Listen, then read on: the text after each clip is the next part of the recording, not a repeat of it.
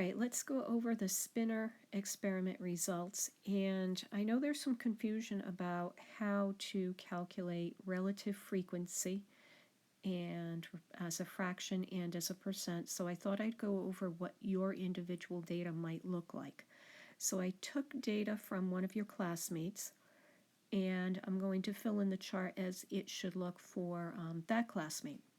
So we're going to start with the relative frequency as a fraction. Now it says out of 20 trials, and that's because if we add up how many trials this person did, they did 20, which is what I had asked you to do. So the relative frequency then is the number of outcomes, or the number of times it came up over the 20. So for Iron Man, that person should have had 3 out of 20. For Captain America, the relative frequency is 1 out of 20. For Thor, it's 3 out of 20. For the Hulk, it's 2 out of 20. For Black Panther, it's 4 out of 20. Ant-Man is the same, 4 out of 20. The Scarlet Witch is 2 out of 20. And Doctor Strange is 1 out of 20. Now, how to create or how to make it a fraction? Well, let's start with Iron Man. Iron Man is 3 out of 20. If I multiply top and bottom by 5, I'm going to get 15 out of 100. That would be 15%.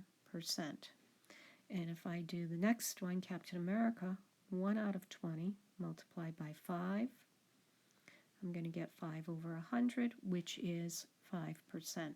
So what I'm doing is I'm changing these fractions into a percent, which is something we've done before, something you've done in 6th grade. So you should know how to change a fraction to a percent. So then for Thor, we would also have 15%. For the Hulk, we would have 10%. Black Panther would be 4 over 20 times 5. He would be 20%. And Ant-Man would also be 20%. The Scarlet Witch would be 10%, and Doctor Strange would be 5%. All right, so this set of questions that was also on your worksheet, your student notes, was what's the theoretical probability of the spinner landing on Iron Man? Well, this is the actual spinner that we used, and on the spinner, Iron Man occurred once, and there were 1, 2, 3, 4, 5, 6, 7, 8 possible outcomes. So the theoretical probability of spinning Iron Man was 1 out of 8. And it's the same for Captain America, and for Thor, and the Hulk, and so on. They're all 1 out of 8. And that's 1, 2, 3, 4, 5, 6, 7, 8. So if I add 1/8 8 times, I would get 1 or 100%. All right, when I looked over the data that you guys submitted in the Google form, for this question it says, compare your experimental probabilities for the spinner landing on Captain America to the theoretical probability of it landing on Captain America. Your answer should be in percents. So I went back to the student data for my individual, and that person had the probability she had spun 1 for Captain America out of 20 spins, which was 5%. And then we just calculated the theoretical probability for every individual on the spinner, and it is 1 out of 8. And 1 out of 8, or 1/8, when you turn it to a percent, is 12.5. So now when I compare these two probabilities, these are actually within 10% of each other. Within 10%. They're not exactly the same. They are fairly close, but not very close. Okay, so understanding that there is a difference between the two probabilities is best done by looking at their percents, not at these actual outcomes. All right, now let's look at the probability of everyone's results from the class all combined together. There were a total of 970 spins of the spinner.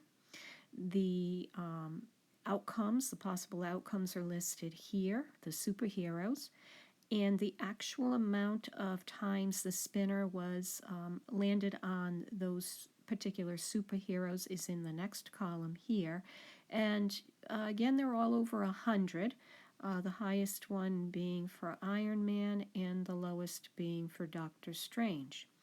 Now to calculate the relative frequency, or the experimental probability, we take the number of times that the spinner landed on the superhero, and we divide it by the total number of spins, 970. So Iron Man, his relative frequency was 141 over 970. And if I put this in the calculator and divide it and multiply by 100, it's 14.5%. Now, how does that compare to the theoretical? Well, 1/8 is 12.5%, which is what we just saw when we found the theoretical probability for Captain America. So when we compare which of these probabilities, the experimental, and we can say that if you want, you can call these experimental, the experimental. If we compare them, the ones that come the closest would be those that are closest to each other. So the Hulk, the spins that were done for the Hulk are the ones that are actually the closest for the experimental to the theoretical.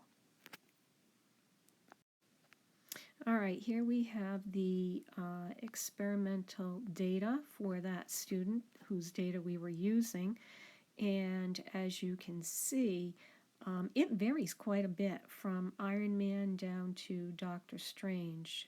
We've got 6 outcomes, 2 outcomes, 3, 4, 1, 2, 1, and 1. So this experimental data is actually pretty interesting. Again, it was only done for 20 spins. So let's look at what it looks like when we combine all of our data together. All right, once we combine all our data together, we can see that the variations kind of level off and even out because everybody's data was different. And it becomes, the more times we conduct an experiment, the more equal the number of outcomes will come towards each other. And what we can do is we can actually make predictions using this data that we have. For instance, if we wanted to see how many times we could expect, let's take the Hulk.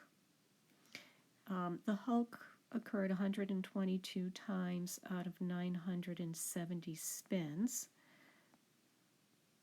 And if we wanted to figure out, all right, out of 5,000 spins, how many times might we expect the Hulk to show up, we could do set up a proportion, and we could solve the proportion.